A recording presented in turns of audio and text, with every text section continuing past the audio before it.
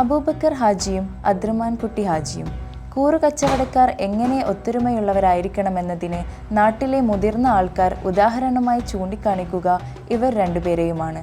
അദ്രമാൻ കുട്ടി ഹാജിയാണ് വലിയങ്ങാടിയിലെ അരിപ്പീടികയിൽ പൊട്ടിക്കിരിക്കുക. അബൂബക്കർ ഹാജി മിക്ക സമയവും മംഗലാപുരം മുതൽ തൂത്തുക്കുടി വരെ യാത്രയിലാവും. വലിയങ്ങാടിയിലെ അരിക്കച്ചവടത്തിന് പുറമെ രണ്ടാൾക്കും നല്ല നിലയിൽ നടന്നു പോരുന്ന ഉണക്കമീൻ വ്യാപാരവുമുണ്ട്. ഓരോരോ സ്ഥലത്തും ചെന്ന് ആസാമികളെ കണ്ടു കച്ചവടമുറപ്പിക്കുന്നതും ഉണക്കമീൻ ശേഖരിക്കുന്നതും കയറ്റി അയക്കുന്നതുമൊക്കെ അബൂബക്കർ ഹാജിയാണ്.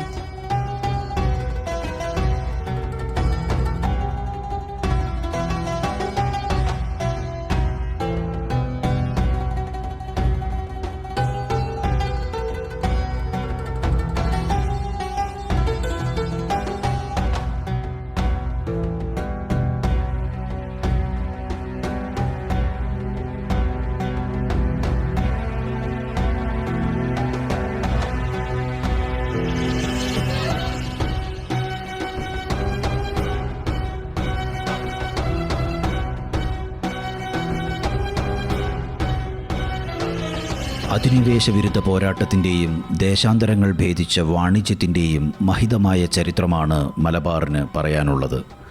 മലബാറിൻ്റെ വ്യാപാര മേഖലയിലും രാഷ്ട്രീയ സാമൂഹിക മണ്ഡലങ്ങളിലും അളവറ്റ പങ്കുവഹിച്ച കുടുംബമാണ് കൊയിലാണ്ടി അബൂബക്കർ ഹാജിയുടേത്. റഹ്മത്ത് മൻസിൽ എന്ന പേരിൽ പ്രകാശിച്ചു നിൽക്കുന്ന അബൂബക്കർ ഹാജിയുടെയും ഭാര്യ ആയിഷു ഹജ്ജുമയുടെയും തറവാടിൻ്റെ ചരിത്രം നൂറ്റാണ്ടുകൾക്ക് മുമ്പേ ആരംഭിക്കുന്നു. കൊയിലാണ്ടിയിലെ ബൃഹത്തായ വ്യാപാര സംരംഭങ്ങളിലും കൊയിലാണ്ടി ജുമുഅത്ത് പള്ളി, മദ്രസത്തുൽ ബദ്രിയ, ഇർഷാദുൽ മുസ്ലിമീൻ സംഘം തുടങ്ങി ദേശചരിത്രത്തിൻ്റെ വഴിത്തിരിവുകളിൽ നാഴികക്കല്ലുകൾ നാട്ടിയ മഹിത പാരമ്പര്യം ഈ തറവാടിന് സ്വന്തമാണ്. 1949 നിലവിൽ വന്ന കൊയിലാണ്ടി പഞ്ചായത്ത് ബോർഡിലെ ആദ്യ നോമിനേറ്റഡ് മെമ്പറായിരുന്നു അബൂബക്കർ ഹാജി. ബന്ധുവായ അബ്ദുറഹ്മാൻ കുട്ടിയുമായി ചേർന്നായിരുന്നു അബൂബക്കർ ഹാജി വാണിജ്യ രംഗത്തേക്ക് പ്രവേശിക്കുന്നത്. 1962 തമിഴ്നാട്ടിലെ തൂത്തുക്കുടിയിൽ സീ ഫുഡ് പാക്കേഴ്സ് എന്ന സ്ഥാപനവും 1965 കൊച്ചി മട്ടാഞ്ചേരിയിൽ Haji AK Abubakar and Haji K Abdurahman Kutty എന്ന സ്ഥാപനവും ആരംഭിച്ചു. ഇതേ കാലയളവിൽ തന്നെ ബേപ്പൂരിൽ ഐസ് പ്ലാന്റും കോൾഡ് സ്റ്റോറേജും വിദേശ രാജ്യങ്ങളിലേക്ക് സമുദ്രോൽപ്പന്നങ്ങൾ കയറ്റുമതി ചെയ്യുന്ന ബേപ്പൂർ ഫിഷറീസും ആരംഭിച്ചു. ബേപ്പൂരിൽ റഹ്മത്ത് എന്ന പേരിൽ മത്സ്യബന്ധന ബോട്ടും ഇറക്കി. 1972 മംഗലാപുരത്ത് ഉണക്ക മത്സ്യ കയറ്റുമതിക്കായി മാംഗ്ലൂർ ഡ്രൈ ഫിഷ് ട്രേഡേഴ്സ് തുടങ്ങി. പിന്നീട് ബേപ്പൂർ സീ ഫുഡ്സ് എന്ന പേരിൽ കയറ്റുമതി സ്ഥാപനവും ആരംഭിച്ചു. മറൈൻ പ്രോഡക്ട്സ് എക്സ്പോർട്ട് ഡെവലപ്മെൻറ്റ് അതോറിറ്റിയിൽ 2 തവണ നേടിയ അംഗത്വം വ്യാപാര രംഗത്തെ അദ്ദേഹത്തിൻ്റെ വൈവിധ്യ സംഭാവനയ്ക്കുള്ള ഔദ്യോഗിക അംഗീകാരമായിരുന്നു. അബൂബക്കർ ഹാജിയും അബ്ദുറഹ്മാൻ കുട്ടി ഹാജിയും തമ്മിലുള്ള ഇഴപിരിയാത്ത വ്യാപാര ബന്ധം മരണം വരെ തുടർന്നു. 1977 മെയ് 24 കൊച്ചിയിൽ തൻ്റെ 83-ാം വയസ്സിൽ അബൂബക്കർ ഹാജി എന്ന മഹാമാനുഷി അന്ത്യശ്വാസം വലിച്ചു. 10 വർഷം കഴിഞ്ഞ് 1987 പ്രിയപത്നി ആയിഷു ഹജ്ജുമയും ഇഹലോകം വെടിഞ്ഞു. അബൂബക്കർ ഹാജിയും ആയിഷു ഹജ്ജുമയും ചേർന്ന് കൊളുത്തിവെച്ച റഹ്മത്തിൻ്റെ വെളിച്ചം ഇന്ന് ദേശങ്ങൾ കടന്ന് കിഴക്കനേഷ്യ മുതൽ യൂറോപ്പ് വരെ പരന്നു കിടക്കുന്നു.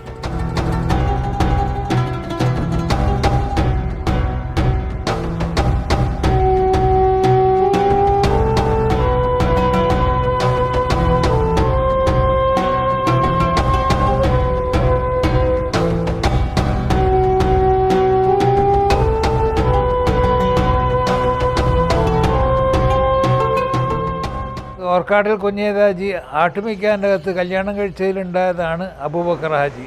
അവിടെയാണ് നമ്മുടെ തുടക്കം. അതുപോലെ നമ്മുടെ ഉമ്മാമ്മൻ്റെത് ആട്ടുമിക്കാൻ്റെ അകത്ത് കാതറാക്കാൻ്റെ മകളാണ് ഉമ്മാമ്മ.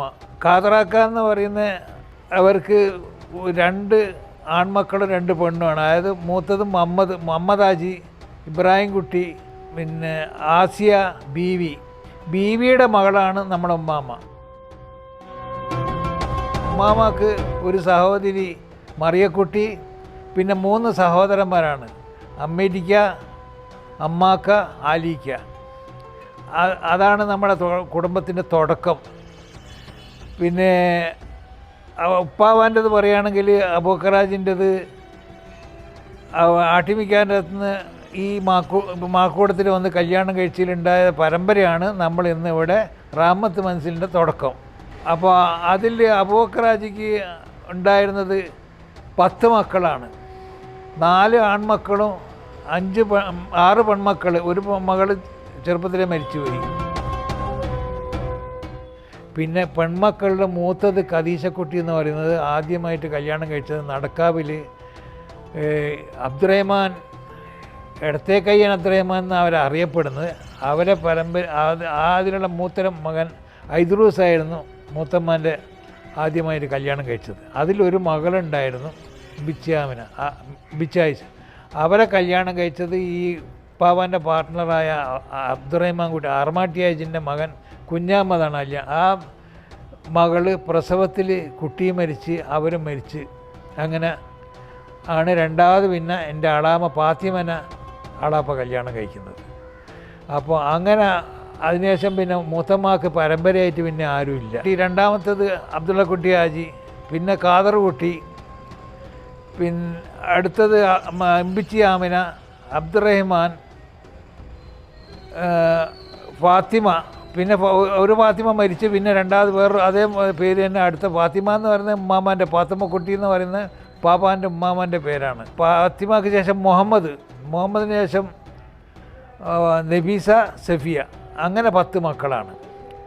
അതിൽ ഈ 10 മക്കളിൽ എല്ലാവരും കൊയിലാണ്ടി തന്നെ ആയിരുന്നു. ഇപ്പോൾ പിന്നെ കോഴിക്കോടും ഒക്കെ ആയിട്ട് മാറി താമസിക്കുന്നുണ്ട്. അങ്ങനെയാണ് നമ്മുടെ പാവയുടെ കുടുംബത്തിൻ്റെ തുടക്കം. ചരിത്രം അതിൻ്റെ ചെറുതും വലുതുമായ നിയോഗം നിറവേറ്റാൻ ചിലർ തിരഞ്ഞെടുക്കാറുണ്ട്. അവരുടെ വിയോഗം മൂലം അവരുടെ ദേഹവിയോഗമേ സംഭവിക്കുന്നുള്ളൂ. അവരുടെ തുടർച്ച ഇവിടെ നിലനിൽക്കും. അവരുടെ സന്താന പരമ്പരകളിലൂടെ, അവർ നയിച്ച പ്രസ്ഥാനങ്ങളിലൂടെ, അവർ കെട്ടിപ്പടുത്ത പ്രസ്ഥാനങ്ങളിലൂടെ, സ്ഥാപനങ്ങളിലൂടെ, അവർ പ്രചരിപ്പിച്ച ആശയങ്ങളിലൂടെ എല്ലാം. ഞാൻ പറഞ്ഞു വരുന്നത് കൊയിലാണ്ടിയിലെ അബൂബക്കർ ഹാജിയെക്കുറിച്ചാണ്. റഹ്മത്ത് മൻസിലിൻ്റെ കാരണവരായിരുന്ന അബൂബക്കർ ഹാജി 1940-കളിൽ 50-കളിൽ മലബാറല്ല കേരളം തന്നെ നിറഞ്ഞു നിന്ന ഒരു വ്യാപാര വാണിജ്യ പ്രമുഖനായിരുന്നു അബൂബക്കർ ഹാജി. 35-ൽ തുടങ്ങിയ അദ്ദേഹത്തിൻ്റെ സ്ഥാപനം, അദ്ദേഹത്തിൻ്റെ ബിസിനസ് സംരംഭം അനുസ്യൂതം തുടർന്നു. കേരളത്തിൽ മാത്രമല്ല, കേരളത്തിന് പുറത്തും അദ്ദേഹത്തിൻ്റെ വാണിജ്യ സ്ഥാപനത്തിന് വേരുകളുണ്ടായിരുന്നു. എന്തിന്, അമേരിക്ക ഉൾപ്പെടെയുള്ള വിദേശ രാജ്യങ്ങളിലേക്ക് പോലും കടൽ ഉൽപ്പന്നങ്ങൾ കയറ്റുമതി ചെയ്ത് കേരളത്തിലെ ശ്രദ്ധേയനായ ഒരു സംരംഭകനായിരുന്നു അബൂബക്കർ ഹാജി. അദ്ദേഹത്തിൻ്റെ മക്കൾ, എനിക്ക് നിർഭാഗ്യവശാൽ അബൂബക്കർ ഹാജിയെ പരിചയപ്പെടാനുള്ള ഭാഗ്യം ഉണ്ടായിട്ടില്ല. അദ്ദേഹത്തിൻ്റെ മൂത്ത മകൻ അബ്ദുള്ളക്കുട്ടി ഹാജിയുമായി സൗഹൃദ ബന്ധമുണ്ടായിരുന്നു. അതുതന്നെ 1980-ൽ ഞാൻ CH മുഹമ്മദ് കോയ സാഹിബിൻ്റെ ആദ്യത്തെ ജീവചരിത്രം രചിക്കുന്നതിനിടയിൽ അദ്ദേഹത്തിൻ്റെ നിർദ്ദേശപ്രകാരമാണ് അബ്ദുള്ളക്കുട്ടി ഹാജിയെ കണ്ടത്. അബ്ദുള്ളക്കുട്ടി ഹാജിയിൽ നിന്ന് എനിക്ക് CHനെ കുറിച്ചുള്ള വിവരമല്ല, CHൽ നിന്ന് എനിക്ക് അബ്ദുള്ളക്കുട്ടി ഹാജിയെക്കുറിച്ചുള്ള വിവരമാണ് കിട്ടിയത്. CHൻ്റെ കൂടെയും അഹമ്മദ് സാഹിബിൻ്റെ കൂടെയും AV Abdurahman Haji, doctor CM Kutty എല്ലാവരും കൂടെയായിട്ട് MSF രൂപീകരണത്തിന് വേണ്ടി മുഖ്യ പങ്കാളിയായിരുന്നു ഞങ്ങളുടെ ഉപ്പ. അതിനുശേഷം 16 വർഷം ഈ കൊയിലാണ്ടി പഞ്ചായത്തിൻ്റെ പ്രസിഡൻ്റായിരുന്നു. 1977-ൽ അടിയന്തരാവസ്ഥ കാലത്ത് 21 ദിവസം ജയിൽവാസം അനുഭവിച്ചിട്ടുണ്ട്, അന്ന് പല നേതാക്കളും കൂടെ. അതിനുശേഷം പിന്നെ മുസ്ലിം ലീഗിൻ്റെ സ്റ്റേറ്റ് കമ്മിറ്റി, ജില്ലാ കമ്മിറ്റി, താലൂക്ക് കമ്മിറ്റി എല്ലാ ഇതിലും ഭാരവാഹിയായിരുന്നു. ഇത് തന്നെ ലീഗ് തന്നെ, വെറും ലീഗുമായിട്ട് നടക്കലാ പണി. നമ്മളെ എല്ലായിടത്തും കൂട്ടിക്കൊണ്ടുപോകും. മുസ്ലിം ലീഗിൻ്റെ പഴയ ഓഫീസിൽ എപ്പോഴും അവിടെ ഉണ്ടാകുക. നമ്മളും ഉണ്ടാവും. നമ്മൾ ഈ മദ്രസ സ്കൂളിലും വിട്ടാൽ അവിടത്തേക്കാണ് പോവുക. അന്നേരം എല്ലാം ഉപ്പും ഉണ്ടാവും. CH മുഹമ്മദ് ഉണ്ടാവും. CH മുഹമ്മദ് കൊയിലാണ്ടി വന്നാൽ സാധിക്കില്ലാക്കും താമസം. അത്രയും അടുപ്പാ CH കഴിച്ചപ്പാ.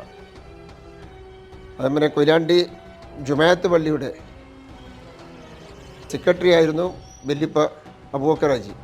അബൂബക്കർ ഹാജിയുടെ മരണശേഷം ജനറൽ സെക്രട്ടറി സ്ഥാനം ബാപ്പാക്ക് വരികയും അത് മരിക്കുന്നവരെ ആ സ്ഥാനത്തുണ്ടായിരുന്നു.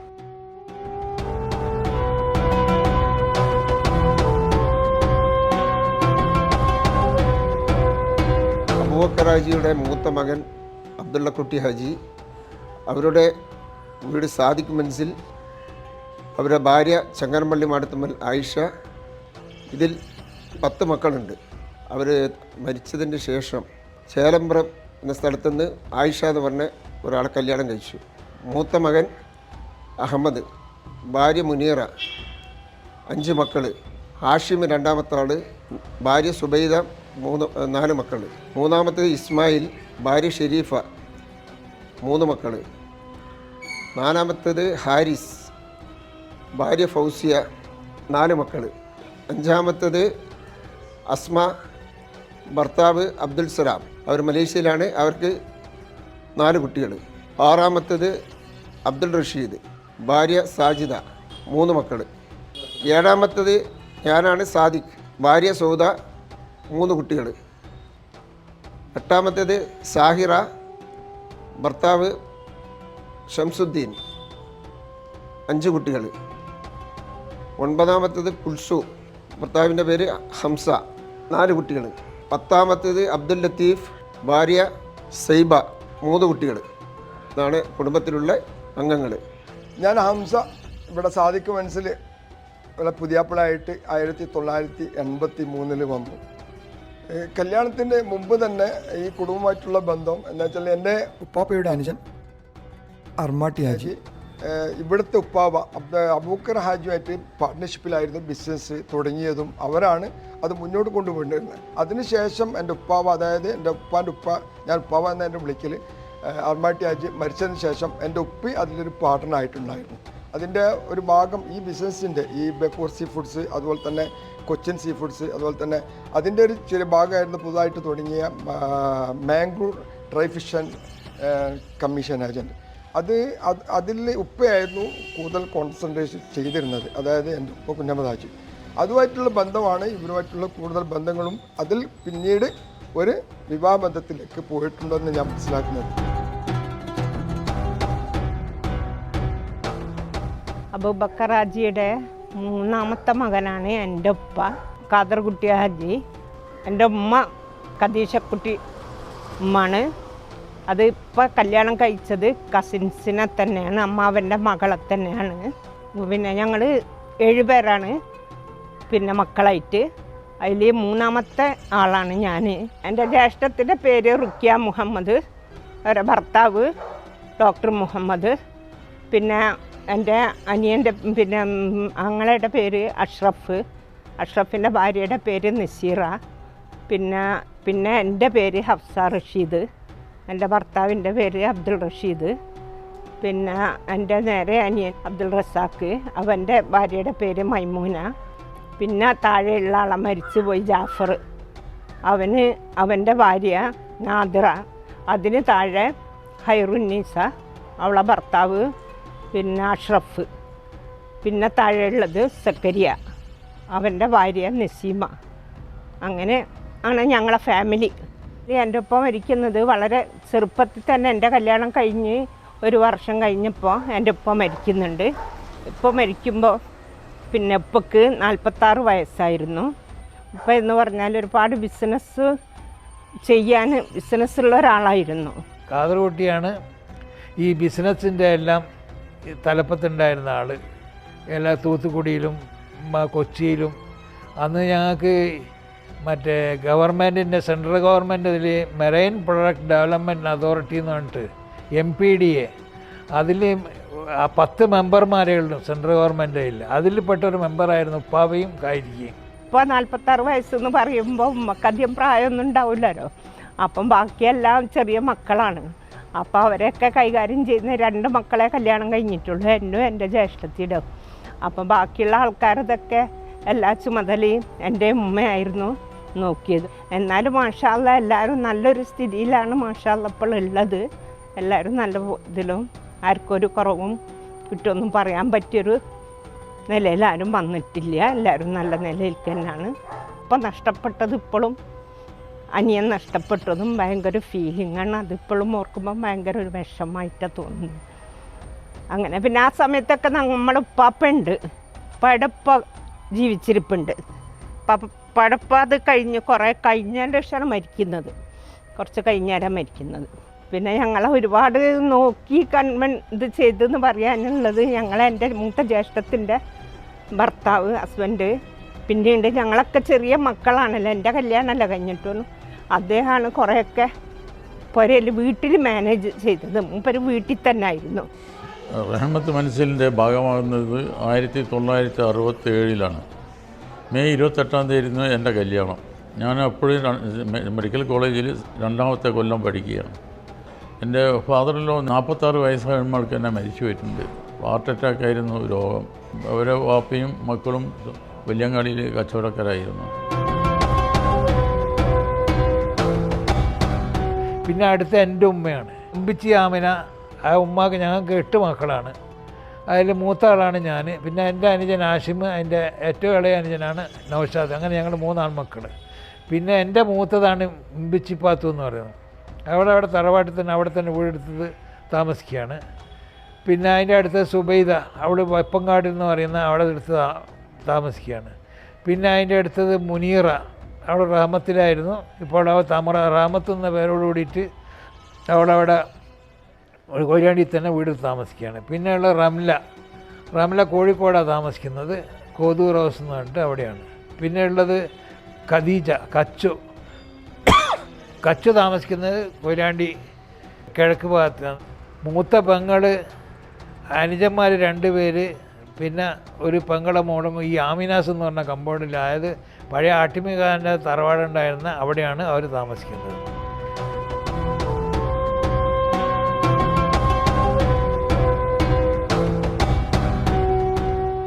റഹ്മത്ത് മൻസിൽ അബൂബക്കർ ഹാജി, ആയിഷുമ്മ സന്താന പരമ്പരയിൽ അബ്ദുറഹ്മാൻ എന്ന എൻ്റെ ഉപ്പ വിവാഹം ചെയ്തത് കൊയിലാണ്ടി തന്നെയുള്ള മേത്തലപ്പിടിയ തറവാട്ടിൽ ഇമ്പിച്ചി ആയിഷ എന്നവരെയാണ്. ഇപ്പോൾ ആദ്യമായി വീടുണ്ടാക്കിയതും കൊയിലാണ്ടി തന്നെയാണ്, നാസ് മഹൽ. അതിനുശേഷമാണ് ഉപ്പാൻ്റെ ബിസിനസ് ബേപ്പൂർ സീ ഫുഡ് എന്ന് പറഞ്ഞ സീ ഫുഡ് എക്സ്പോർട്ട് കമ്പനിയായിരുന്നു. അതുകൊണ്ട് ഉപ്പാക്ക് അത് ബേപ്പൂരായിരുന്നു. ബേപ്പൂർ വരേണ്ടതുണ്ടായതുകൊണ്ട് നമ്മൾ കൊയിലാണ്ടിയിൽ നിന്ന് താമസം കോഴിക്കോടേക്ക് മാറ്റി. നമ്മൾ 8 മക്കളാണ്. അതിൽ 3 പെൺകുട്ടികളും 5 ആൺകുട്ടികളാണ്. അതിൽ ഏറ്റവും അവസാനത്തെ ആളാണ് ഞാൻ. ആദ്യത്തെ ആൾ PM സൗദ കല്യാണം കഴിച്ചത് പാലക്കണ്ടി ഹസൻ കോയ എന്നവരെയാണ്. അതിൽ 3 മക്കളാണുള്ളത്, 2 പെൺകുട്ടികളും 1 ആണും. അവർ താമസിക്കുന്നത് അരക്കിണറിലാണ്, ഷാദ് എന്ന് പറഞ്ഞ വീട്ടിലാണ്. രണ്ടാമത്തത് ഷക്കീല, അവർ കല്യാണം കഴിച്ചത് ഇട്ടോളി അബ്ദുസലാം. അവർക്ക് 1 പെൺകുട്ടിയും 3 ആൺകുട്ടികളാണുള്ളത്. മൂന്നാമത്തെ ആൾ മുഹമ്മദ് അലി കല്യാണം കഴിച്ചത് ഉപ്പാൻ്റെ തന്നെ മരുവാളായ ഖദീജ എന്നവരാണ്. അവർ താമസിക്കുന്നത് കൊയിലാണ്ടി തന്നെയാണ്. അവർക്ക് 1 പെൺകുട്ടിയും 2 ആൺകുട്ടിയാണുള്ളത്. നാലാമത്തെ ആൾ യൂനിസ്, അവർ കല്യാണം കഴിച്ചത് ആയിഷ മാഹിലാണ്, കണ്ടോത്ത് തറവാട്ടിൽ. അതിൽ 4 മക്കളാണുള്ളത്, 3 പെൺകുട്ടികളും 1 ആൺകുട്ടിയും. അഞ്ചാമത്തെ ആൾ സലീം. ഈ സലീമും കല്യാണം കഴിച്ചത് മാഹി തന്നെയാണ്, ആബിദ എന്ന് പറഞ്ഞവരാണ്. ഹിലാൽ മൻസിലെ മാഹിൽ തന്നെയാണ് അവർ താമസിക്കുന്നത്. അവർക്ക് 2 കുട്ടികളാണുള്ളത്, 1 ആണും 1 പെണ്ണും. ആറാമത്തെ ആൾ സുൽഫിക്കർ ഇപ്പോൾ ഗൾഫിലാണ് ജോലി ചെയ്യുന്നത്. അവർ കല്യാണം കഴിച്ചത് ഇടിമുഴിക്കലുള്ള സഹീറ എന്ന് പറഞ്ഞവരാണ്. അവർ താമസിക്കുന്നത് അരക്കിണർ തന്നെയാണ്, അലിഫ് എന്ന് പറഞ്ഞ വീട്ടിലാണ് താമസിക്കുന്നത്. ഏഴാമത്തെ ആൾ സെനിയ. അവർ സെനിയാനെ കല്യാണം കഴിച്ചത് VP അബ്ദുറഹ്മാൻ. അവർ മാഹി തന്നെയാണ്, അദ്ദേഹം അഡ്വക്കറ്റാണ്. ഇപ്പോൾ പോണ്ടിച്ചേരി വഖഫ് ബോർഡ് മെമ്പറാണ്. അവർക്ക് 3 മക്കളാണുള്ളത്, 2 പെൺകുട്ടികളും 1 ആണും. 8ാമതാണ് ഞാൻ, എൻ്റെ പേര് റിയാസ്. ഞാൻ കല്യാണം കഴിച്ചത് ഇവിടെ പന്നിയങ്കരം തന്നെയാണ്. സൽമ കോഴിക്കോടൻ വീട്. എനിക്ക് 3 മക്കളാണുള്ളത്, 2 ആണും 1 പെണ്ണും. ഞാനും താമസിക്കുന്നത് അരക്കിണർ തന്നെയാണ്. വീട്ടുപേര് നാസ്. ഉപ്പ ഒരുപാട് ബിസിനസ് ചെയ്തിട്ടുണ്ട്. അതിൽ പ്രധാനപ്പെട്ട ബിസിനസ് നമ്മുടെ പാവാൻ്റെ തന്നെ പാവക്ക ഉണക്ക മീനിൻ്റെ പരിപാടിയായിരുന്നു. പിന്നെ അരിൻ്റെ ഹോൾസെയിൽ അരിൻ്റെ കച്ചവടമൊക്കെ ഉണ്ടായിരുന്നു. ഉപ്പ അത് ലൈവായിട്ടുള്ള ഫിഷ് മീൻ എക്സ്പോർട്ട് ചെയ്യലായിരുന്നു. അത് ജപ്പാൻ, അമേരിക്ക രാജ്യങ്ങളിലേക്കൊക്കെ എക്സ്പോർട്ട് ചെയ്യുന്നൊരു വലിയ സ്ഥാപനമായിരുന്നു ബേപ്പൂർ സീ ഫുഡ്സ് എന്ന് പറഞ്ഞിട്ട്. ബേപ്പൂരിൽ ഒരു പ്രശസ്തമായ കമ്പനിയായിരുന്നു ബേപ്പൂർ സീ ഫുഡ്സ്. അതിൻ്റെ മാനേജറും എല്ലാമായിരുന്നു മിസ്റ്റർ അബ്ദുറഹ്മാൻ. അബ്ദുറഹ്മാൻ എന്ന് പറഞ്ഞത് എൻ്റെ ഫാദറില്ല. അദ്ദേഹം കൊയിലാണ്ടിക്കാരനാണെങ്കിലും പിന്നീട് കോഴിക്കോട് താമസമാക്കി. പിന്നെ കൊച്ചിയിലും ഒരുപാട് ബിസിനസ് ഉണ്ടായിരുന്നു. ഹുക്ക ബിസിനസ് ഉണ്ടായിരുന്നു. ഹുക്ക സൗദി അറേബ്യയിലേക്ക് കയറ്റി അയക്കുന്ന ആ കാലത്തുള്ള വലിയ ബിസിനസ്സായിരുന്നു. അതേപോലെ തന്നെ ചെമ്മീൻ എക്സ്പോർട്ട് നല്ലൊരു എക്സ്പോർട്ട് കമ്പനിയായിരുന്നു. അബാദ് എന്ന ഒരു കമ്പനിയുമായി ടൈപ്പ് ചെയ്ത് കൊച്ചിയിൽ ഒരു വ്യവസായ സ്ഥാപനം ഉണ്ടായിരുന്നു. എക്സ്പോർട്ടായിരുന്നു അവരുടെ മെയിൻ ബിസിനസ്. MSSൻ്റെ സ്ഥാപകനായിരുന്നു അദ്ദേഹം. ബൊക്രാജിയുടെ മക്കളിൽ 6ാമത്തെ ആളാണ് എൻ്റെ ഉമ്മ ഫാത്തിമ. ഞങ്ങൾ 3 പേരാണ്. മൂത്തത് 2 പെങ്ങന്മാർ, മൈമൂനത്ത്, ഷെരീഫ, പിന്നെ ഞാൻ. അവരുടെ ഭർത്താക്കന്മാർ മൂത്താളത് മൂസ മരിച്ചുപോയി, പിന്നെ അഹമ്മദ്, എൻ്റെ ഭാര്യ റഹീന. മൂത്ത പെങ്ങൾക്ക് 4 പേര്, ഇളയ മക്കൾ 4 പേര്, എനിക്കും 4 മക്കൾ. ഉപ്പ കൊയിലാണ്ടിക്കാരൻ തന്നെയാണ്. ഞങ്ങൾ ഉപ്പാടുപ്പയും ഉമ്മാടുപ്പയും ബിസിനസ് പങ്കാളികളായിരുന്നു. അജീവനന്ദം പാപ്പനെന്ന് വെച്ചാൽ എല്ലാവർക്കും ഒരു ഭയങ്കര ബഹുമാനം. ഇന്നത്തെ മാതിരിയല്ല ഇന്നത്തെ പാപ്പാരൊക്കെ മക്കൾ കളിക്കുന്നു. നമുക്ക് അന്നൊക്കെ പാപ്പാന്ന് പറയുന്നൊരു ഭയങ്കര ഒരു ഇത് ചെയ്യുക, എക്സെപ്റ്റ് എങ്ങനെ പാപ്പ വരുമ്പോൾ പാപ്പ വരുന്നു എന്ന് പറഞ്ഞിട്ട് ഇന്ന് കുട്ടികൾ മേലെ കയറി ചാടി കളിക്കുന്ന മക്കളാണ്. അധിക സമയവും ഞാൻ റഹ്മത്തിലാണ് ഉണ്ടാകുക. ചെറുപ്പത്തിൽ അവിടെ നിന്നാണ് എല്ലാ കാര്യത്തിനും പാവാൻ്റെ ഒപ്പം ഉണ്ടാവും. ഇത് പള്ളിയിൽ പോകാനും എവിടെ പോകുന്നേരം ഞങ്ങൾ കുട്ടികളെല്ലാവരും കൂടിയിട്ടാണ് പാവാൻ്റെ ഒപ്പം പോക്ക്. ജുമാഅത്ത് പള്ളിയിലേക്ക് നിസ്കരിക്കാൻ വരുന്നവരെല്ലാം പാവാൻ്റെ ഒപ്പം വരിക. പള്ളിയിൽ ജുമാഅത്ത് പള്ളിയിൽ അധികം ബാങ്ക് കൊടുക്കാൻ ഉപ്പാവ. അതുപോലെ ദീപാവലിക്ക് കോഴിക്കോട്ടേക്ക് കാറിൽ ഞങ്ങളെല്ലാവരെയും കൂട്ടിക്കൊണ്ടുപോകും. വരുന്നവരെ എല്ലാ പീടികയിൽ നിന്ന് മുട്ടായിക്കൊട്ട എല്ലാവർക്കും ശേഖരിച്ച് കൊടുക്കും. ഇങ്ങനത്തെ പല പരിപാടികളും ഉപ്പാവ ചെയ്യുക. കുടുത്തിൽ ഉപ്പിയും ഉണ്ടാവും. എന്നാലും കുട്ടിയൊക്കെ പ്രധാനം. അവിടെ സേട്ടുമാരെ വീടുകളിലെല്ലാം പോവുകയും ചെയ്യും. ഉപ്പാവാൻ്റെ അറിയുന്ന ആൾക്കാരെ. അവിടെ നിന്നെല്ലാം പല ജുലേബി അതും ഇതെല്ലാം കഴിക്കലും എല്ലാം നല്ല ആഘോഷമായിട്ട് കഴിക്കുന്ന ആളാണ് ഉപ്പാവ. വെറുതെ ഇരിക്കില്ല, വെറുതെ ഇരിക്കാണ്ട് ഇങ്ങനെ പോകല.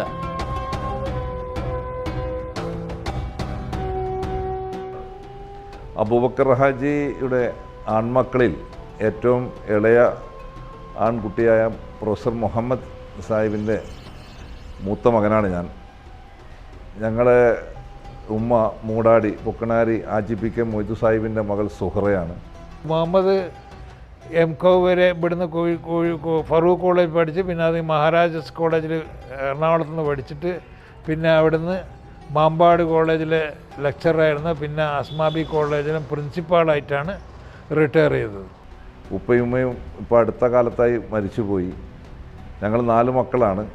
മൂത്തയാൾ ഞാൻ ഷുഹൈബ്. എൻ്റെ ഭാര്യ അബൂബക്കർ ഹാജിയുടെ ഏറ്റവും ഇളയ മകളുടെ മൂത്ത മകളായ സാജിദയാണ്. ഞങ്ങൾക്ക് 3 കുട്ടികളാണുള്ളത്. എൻ്റെ തൊട്ടടുത്ത അനുജൻ അബൂബക്കർ സിദ്ദീഖ്, അദ്ദേഹം അബുദാബിയിൽ വർക്ക് ചെയ്യുകയാണ്. അദ്ദേഹം കല്യാണം കഴിച്ചത് തിരൂർ ഏനന്തിൻകുട്ടി സാഹിബിൻ്റെ മകൾ ഷെബനയാണ്. അവർക്കും 1 മകളും 2 ആൺകുട്ടികളുമാണ്. അതിൻ്റെ തൊട്ടടുത്ത അനുജൻ സഹീർ, അവർ കല്യാണം കഴിച്ചത് വടകര വള്ളിക്കാട് സ്വദേശി കുഞ്ഞമ്മ സാഹിബിൻ്റെ മകൾ സാഹിറയെയാണ്. അവർ ഒരാണും 3 പെൺകുട്ടികളുമാണ്. ഇളയ അനുജൻ ഡോക്ടർ നൗഫൽ കാസർഗോഡ് MDS ഡോക്ടറായി വർക്ക് ചെയ്യുകയാണ്. അവരുടെ ഭാര്യ കോളിക്കൽ പൂനൂർ സ്വദേശി നാസർ RP നാസർ സാഹിബിൻ്റെ മകൾ ആണ് ഭാര്യ. അവർക്ക് 4 കുട്ടികളാണ്, 3 പെൺകുട്ടികളും ഒരാണും.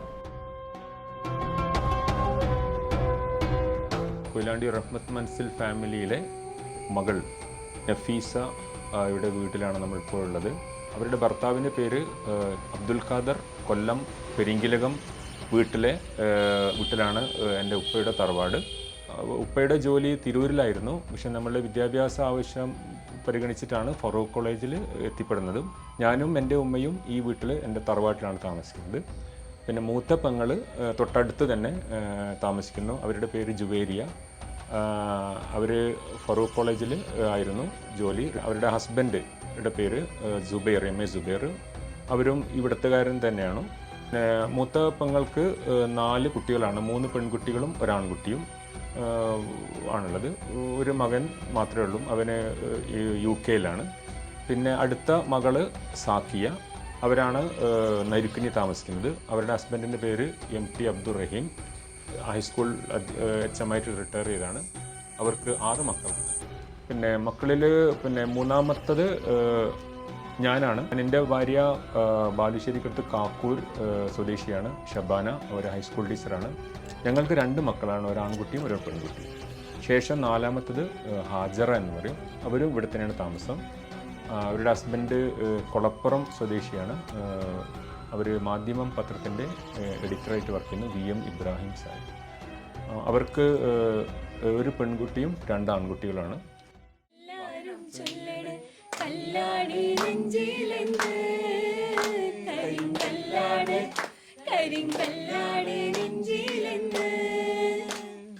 ഞാനൊന്ന് തൊട്ടപ്പോൾ നീലക്കരിമ്പിന്റെ തുണ്ടാണ് കണ്ടതയ്യാ, ചക്കരത്തുണ്ടാണ് കണ്ടതയ്യാ. ഞങ്ങൾ 10 പേരായിരുന്നു. അതിൽ 9ാമത്തെ ആളാണ് ഞാൻ. ഇപ്പോൾ ഞാനും പിന്നെ ജ്യേഷ്ഠത്തിയും ഒരു അഞ്ചത്തിയേ ഉള്ളൂ. ബാക്കിയെല്ലാം എല്ലാവരും നമ്മളുണ്ട് മരിച്ചു പോയി. പിന്നെ ജ്യേഷ്ഠത്തിയെല്ലാം പഠിച്ചതെല്ലാം ചാവാക്കാട്ട് ദർസിലും മദ്രസയിലെല്ലായിട്ടാണ് പഠിച്ചത്. കാലത്ത് വിടുമെന്ന് അങ്ങനെ മദ്രസ സ്കൂൾ അങ്ങനെ വലിയ നിലവിലുണ്ടായിരുന്നില്ല. അതിനു വേണ്ടിയിട്ട് വാടാനപ്പള്ളിയിൽ അവിടെ അവർ താമസാക്കിയിട്ട് അവിടെ ഒരു ഇതും പള്ളിയും വലിയൊരു സ്ഥലവും ഒക്കെ വാങ്ങിച്ചിട്ട് അവിടെ അന്ന് ചെറുപ്പത്തിൽ നമ്മളെ ഉവ്വാവ അബ്ദുള്ളക്കുട്ടി ഹാജി, പിന്നെ ഉപ്പാവൻ്റെ മരുമോൻ കാതറുകുട്ടി, പിന്നെ ഉപ്പാപ്പൻ്റെ മൂത്തമ്മ ഖദീശക്കുട്ടി, ഉപ്പാപ്പൻ്റെ മരുമോൾ ആമിന, ഇവരെല്ലാം ഇസ്ലാമിക പഠനം അന്ന് കൊയിലാണ്ടിയിൽ കാര്യമായിട്ടില്ലാത്ത കാരണം വാടാനപ്പള്ളിയിൽ പോയിട്ട് അവിടെയാണ് അന്ന് ദർസ് പഠിക്കാൻ വേണ്ടിയിട്ട് അവിടെ പോയത്. അബൂബക്കർ ഹാജിയുടെ പരിലാളന ഏൽക്കാത്ത ഒരു മത സ്ഥാപനങ്ങളും കൊയിലാണ്ടിയിലും പരിസരത്തും ഉണ്ടായിട്ടില്ല. എല്ലാ പള്ളികൾക്കും മദ്രസകൾക്കും മറ്റ് സ്ഥാപനങ്ങൾക്കുമൊക്കെ അദ്ദേഹം വലിയ സഹായം ചെയ്തിരുന്നു. പക്ഷേ എന്നെ സംബന്ധിച്ചിടത്തോളം ശ്രദ്ധിക്കപ്പെട്ട ഒരു കാര്യം അദ്ദേഹം പള്ളി നിർമ്മിച്ചത് കൊയിലാണ്ടിയിലല്ല, അല്ലെങ്കിൽ കോഴിക്കോട് ജില്ലയിൽ പോലുമല്ല എന്നതാണ്. തൃശ്ശൂരിൽ പള്ളി ആവശ്യമുള്ള വാടാനപ്പള്ളി എന്ന പ്രദേശത്താണ് ഒരു പള്ളി നിർമ്മിച്ചത്. എൻ്റെ ഭാഗ്യത്തിന് 40-45 കൊല്ലം മുമ്പ് അവിടെ ഒരു മാധ്യമപ്രവർത്തകൻ്റെ വിവാഹത്തിൽ പങ്കെടുക്കാൻ പോയപ്പോൾ ഞാൻ ആ പള്ളിയിൽ കയറിയിരുന്നു. അന്ന് അവർ പറഞ്ഞു കൊയിലാണ്ടി പള്ളി എന്ന് പറഞ്ഞു. അന്ന് ഇതിൻ്റെ കാര്യം എനിക്ക് മനസ്സിലായില്ല. ആരാണ് പള്ളി പണിതത് എന്ന് ഞാൻ അന്വേഷിക്കാനൊന്നുമില്ല, എനിക്ക് മനസ്സിലായില്ല. ഇപ്പോൾ അബൂബക്കർ ഹാജിയെക്കുറിച്ച് പഠിച്ചപ്പോഴാണ് ഈ പള്ളി പണിതത് അബൂബക്കർ ഹാജിയാണ് എന്ന സത്യം അദ്ദേഹത്തിൻ്റെ നാട്ടുകാരൻ എന്ന് പറയാം, അദ്ദേഹത്തിൻ്റെ ജില്ലക്കാരനായ ഞാൻ പോലും അറിയുന്നത്. എനിക്ക് ഓർമ്മ വെക്കുന്ന കാലത്ത് ഇത് കാരണന്മാർ പറഞ്ഞു കെട്ടിയിരുന്നത് കൊയിലാണ്ടിക്കാരെ പള്ളിയിൽ നിന്നാണ്. അവർ ജ്യേഷ്ഠന്മാരൊക്കെ ഉണ്ടായിരുന്നു. അവർ പിന്നീട് അങ്ങോട്ട് അവർ തലശ്ശേരിക്ക് എവിടെക്കോ അങ്ങോട്ട് സ്ഥലം മാറിപ്പോയി. വാടാനപ്പള്ളി റഹ്മത്ത് നഗർ എല്ലാം എൻ്റെ വീട്. ഈ പള്ളിയോട് ചേർന്നാണ് എൻ്റെ വീട്. ഈ കൊയിലാണ്ടി ഈ ബിസിനസ് ആവശ്യാർത്ഥം ഇവിടെ ഭൂമിയൊക്കെ ഉണ്ടായിരുന്ന ആൾക്കാർ ഇവിടെ നമ്മുടെ ഈ വാടാനപ്പള്ളി വന്നു വിശ്രമിക്കാനും അവർക്ക് ആരാധനയ്ക്കും പള്ളിയിലൊക്കെ ആയിട്ട് വേണ്ടിയിട്ട് തീരുമാനിച്ച് അവരുടെ സ്ഥലത്തും തന്നെ ഉണ്ടാക്കിയിട്ടുള്ള പള്ളിയാണിത്. ചടയൻകുട്ടി ഹാജി പള്ളി എന്നാണ് ഇപ്പോൾ അറിയപ്പെടുന്നത്. ഒന്ന് പിന്നെ ഒരു മുഹമ്മദ് എന്നൊക്കെ പറയുന്നുണ്ട്. പിന്നെ ഒരു പെങ്ങളുണ്ടായിരുന്നു. ഇങ്ങനെയൊക്കെ അവരാണ് ആ സ്ഥലവും പറഞ്ഞു. അബൂബക്കർ ഹാജിയുടെ ഇളയ മകളാണ് സഫിയ എന്ന പേര്. എൻ്റെ ഭർത്താവ് ഹംസ ഫോറസ്റ്റ് ഓഫീസറായിരുന്നു. 4 കൊല്ലമായി മരിച്ചിട്ട്. എനിക്ക് 3 കുട്ടികളാണ്, 2 പെണ്ണും 1 ആണും. 3 മക്കൾ, 2 പെണ്ണും 1 ആണും. മൂത്ത മകൾ സാജിദ, എൻ്റെ ഭർത്താവ് ഷുഹൈബ്. രണ്ടാമത്തെ മകൾ സെമീന, എൻ്റെ ആലുവയിലാണ്. ഒരേ ഭർത്താവിൻ്റെ പേര് ഹാരിസ്. മകന് സഹൽ, അവന് സൗദിയിലാണ്. എൻ്റെ ഭാര്യ ഷഹിസ്ത.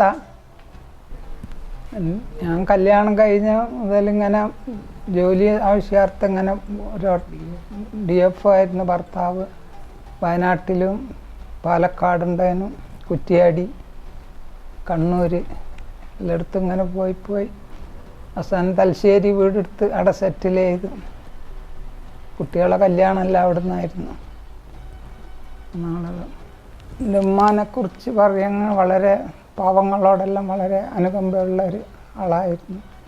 ഉമ്മാമ മരിച്ചതിന് ശേഷം 10 കൊല്ലം കൂടി ഉമ്മാമ ഉണ്ടായിരുന്നു റഹ്മത്ത് മൻസിൽ. എല്ലാ കാര്യങ്ങളും കുടുംബത്തിൽ എന്തുണ്ടെങ്കിലും ഉമ്മാമ അറിയാതെ ഒന്നും നടക്കൂല. ഉപ്പാവൻ്റെ മരണശേഷം എല്ലാ കാര്യങ്ങളും ഉമ്മാവാണ് നടത്തി പോകുന്നത്. അതിൻ്റെ എല്ലാ നിയന്ത്രണവും ഉമ്മാമാൻ്റെ അത്തേനും. ഉമ്മാമ അക്കാര്യത്തിൽ നല്ല ഇതുള്ള ആളാണ്. പിന്നെ കുട്ടികളോടെല്ലാം നല്ല ഇതാണ് ഉമ്മാമാക്ക്. ആരെന്ത് സഹായം വന്ന് ചോദിച്ചാലും വേഗം കയ്യറിഞ്ഞ് കൊടുക്കും. പിന്നെ ഏറിയ പണിക്കാരുണ്ട് ഈ ഉമ്മാമാക്ക്, പെണ്ണുങ്ങൾ കഴിച്ച് ആൾക്കാർ. ഇതെല്ലാം ഒരിക്കലും വലിയ സഹായമാണ്. അന്ന് ഈ സാമ്പത്തികമായിട്ടൊന്നും കൊയിലാണ്ടിയിൽ ആർക്കും സ്വർണവും കാര്യമൊന്നുമില്ല. അതുകൊണ്ട് എല്ലാവരും ഉമ്മാമ്മൻ്റെ അടുത്ത് വന്നിട്ടാണ് സ്വർണം കല്യാണത്തിന് പുതിയ പെണ്ണിന് വേണ്ടിയിട്ട് സ്വർണം വാങ്ങിക്കൊണ്ടുപോവുക. വലിയ കല്ലുമണി, മറ്റേത് മുല്ലമുട്ട്, അത് ഒരുപാട് ആഭരണങ്ങളുണ്ടായിരുന്നു ഉമ്മാമ്മക്ക്. അപ്പോൾ ആ കല്യാണത്തിൽ എല്ലാവർക്കും കൂടെ ആര് വന്നാലും ചോദിച്ചു, ഒരാളോട് ഇല്ലയെന്നും അറിയില്ല. അത്രയും എല്ലാവർക്കും ഭയങ്കര സ്നേഹമായിരുന്നു ഉമ്മാമ്മനോട്. ഉമ്മാമാമൻ്റെ അടുത്ത് വന്നാൽ ഒരാളെയും ഉമ്മാമ്മ മടക്കി പറഞ്ഞേക്കില്ല, ആര് വന്നാലും. ഇപ്പാപ്പനെ കുറിച്ചിട്ടെന്ന് വെച്ചാൽ ഇപ്പാപ്പ ഇതുപോലെ ഇപ്പാപ്പ അടങ്ങി നിൽക്കുന്ന ഒരാളല്ലായിരുന്നു. ഇപ്പാപ്പ ഭയങ്കര ബിസിനസ്. എൻ്റെ ഉപ്പ അതേ ഒരു ഇതാണ്. ഇപ്പാപ്പയും ബിസിനസ്സിൽ ഭയങ്കര റണ്ണിങ് ആയിട്ടുള്ള ആളായിരുന്നു. പുറത്ത് പോക്കും വരവുമായിട്ട് അങ്ങനെയുള്ള ബിസിനസ്സായിരുന്നു. ഉപ്പാപ്പ മരിക്കുന്നന്നും വേറെ ഇവിടെ പോയിട്ട് അവിടെ നിന്നാണ് മരിക്കുന്നത്. അങ്ങനെയാണ്. ഒരു കിടന്ന് കഷ്ടപ്പെട്ട് ബുദ്ധിമുട്ടായിട്ടൊന്നല്ല ഉപ്പാപ്പ മരിക്കുന്നത്. ഒരു പനിച്ച് പോലും കിടക്കാത്ത ആളാണ് ഉപ്പാപ്പ. ഒരു ഡോക്ടറെ കാണുക, ഒരു ട്രീറ്റ്മെൻറ്റോ ലൈഫിൽ നമ്മളാരും കണ്ടിട്ടില്ല. അപ്പോൾ അന്ന് അവിടുന്ന് അസറിന് വല്ലാതെ ക്ഷീണം തോന്നി. അതായത് ഒരു വക്തിനും പള്ളിയിൽ പോകാതെ ഉപ്പാവ നിൽക്കുന്ന ഉപ്പാവക്ക് അങ്ങനത്തെ ഒരു പ്രശ്നമില്ല. പള്ളി എന്ത് തന്നെ ആയാലും പള്ളിയിൽ വക്തിന് പോകും. അസറിന് നമസ്കരിക്കാൻ വേണ്ടി പോയപ്പോൾ പോകാൻ സാധിക്കുന്നില്ല, വല്ലാതെ വിഷമം. അപ്പം അമ്പാന ബാവട്ടി നീ പോയിക്കോ പള്ളിയിലേക്ക്. അപ്പം മൂപ്പരെന്താ ഞാനും ഇവിടുന്ന് നമസ്കരിക്കുന്നത്. ഞങ്ങൾ രണ്ടാളും അവിടെ അസർ നമസ്കരിച്ച് മഗ്‌രിബിൻ്റെ സമയമായപ്പോൾ നല്ലോണം ചെസ്റ്റ് പെയിൻ വന്നിട്ട് അവിടെ ഹോസ്പിറ്റലിൽ അഡ്മിറ്റ് ചെയ്ത്. ഉവ്വാവനെ പല നിലക്ക് ഉവ്വാവ് എവിടെയോ രാഷ്ട്രീയ കാരണങ്ങളാൽ എവിടെ പോയതെന്ന് ആർക്കും അറിയില്ല. ഞങ്ങൾ 9 മണി വരെ കാത്ത്. അപ്പോഴേക്കിങ്ങനെ അവിടെ ഉണ്ടായിരുന്ന കൊച്ചിയിലുണ്ടായിരുന്ന ഫോൺ കോൾ ഇങ്ങനെ വന്നുകൊണ്ടിരിക്കുകയാണ്. എങ്ങനെ ആണ്, കുറച്ച് ക്രിട്ടിക്കലാണ്, വേഗം വാ അങ്ങനെ അവസാനം ഞങ്ങൾ അവിടുന്ന് കാറെടുത്ത് നേരെ കൊച്ചിയിലെത്തി. ഞങ്ങളവിടെ എത്തിയിട്ട് ഒരു 15 മിനിറ്റ് മുമ്പ് മരിച്ചുപോയി. അങ്ങനെ അവിടുന്ന് ഞങ്ങൾ ഉസ്മാനാജിൻ്റെ അവിടെ കൊണ്ടുപോയി. അവിടുന്ന് മയ്യത്തെല്ലാം കുളിപ്പിച്ച് മയ്യത്ത് നമസ്കരിച്ച് അവിടുന്ന് ആംബുലൻസിൽ ഇവിടെ കൊയിലാണ്ടിയിലേക്ക് കൊണ്ടാന്ന്. അങ്ങനെ കൊയിലാണ്ടിയുടെ മേത്തലക്കണ്ടിയിലാണ് ഉപ്പാപ്പൻ്റെ കവറുള്ളത്.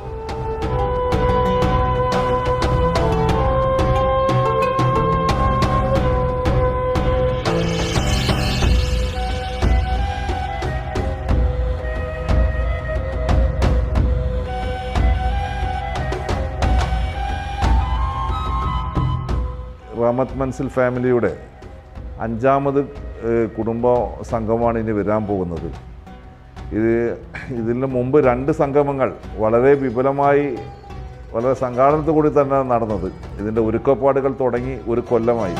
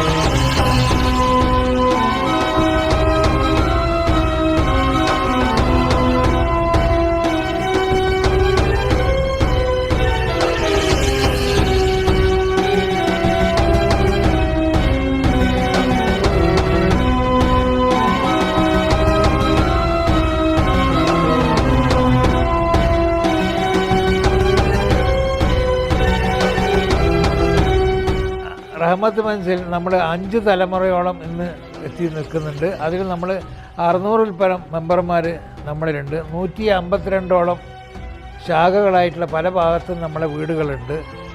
പുതിയ തലമുറക്ക് നമ്മളെ ആരാണ് എന്താണെന്ന് അങ്ങോട്ടും ഇങ്ങോട്ടും അറിയില്ല. അത് അങ്ങനെ പാടില്ല. നമ്മളെല്ലാവരും അങ്ങോട്ടും ഇങ്ങോട്ടും അറിഞ്ഞിരിക്കണം. ഈ കുടുംബമേള നമ്മൾ നടത്തിക്കഴിഞ്ഞാൽ എല്ലാവരും ഇതിൽ പങ്കെടുത്തിട്ട് എല്ലാവരെയും അങ്ങോട്ടും ഇങ്ങോട്ടും പരിചയപ്പെടുക. നമ്മൾ ഇന്നിടത്തിലുള്ളതാണ്, ഇന്ന് തറവാട്ടിലുള്ളതാണ്, അബൂബക്കറാജിൻ്റെ പരമ്പരയിൽപ്പെട്ട ആൾക്കാരാണ്. നമ്മളെല്ലാവരും അങ്ങോട്ടും ഇങ്ങോട്ടും അറിയാൻ വേണ്ടിയിട്ടാണ് നമ്മൾ ഇൻഷാ അല്ലാഹ് നമ്മൾ ഈ 5ാമത്തെ കുടുംബമേള നടത്തുന്നത്.